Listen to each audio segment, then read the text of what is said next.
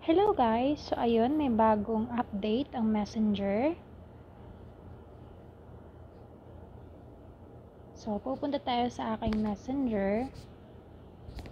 Papakita ko sa inyo yung bagong update ng Messenger. Okay, so ito.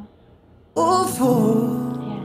No one ever fell in love, even though I'm scared to love. Baby, you know the pain is unbearable. There's no way. Inside I ache in the mind that So ayun guys. So sa ating notes or share a thought dito sa Messenger, pwede na tayong mag-note or mag-share dito ng music with caption. So sa mga hindi pa nakakapag-update ng kanilang mga Messenger, dapat mag-update kayo para magawa nyo ito. So paano siya gawin? Okay, so click natin dito itong share a thought. Nakikita nyo po yung music dito sa baba ng aking picture. I-click po natin yan. And then, mag-start na po tayo mag-search ng music na gusto natin. So, halimbawa ito.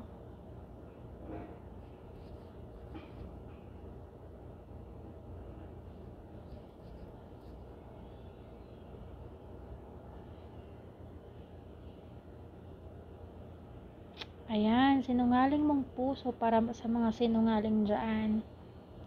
Ayan, so kailanman sasaktan itong damdamin. Tanggapin paano ba't ating mong puso sinungaling mong puso. ayun, so depende sa'yo kung saan mo siya itatapat na lyrics, sa intro, sa chorus, o sa yung pinakahuli ng kanta. At pwede din po kayo maglagay ng caption, like for example, ito.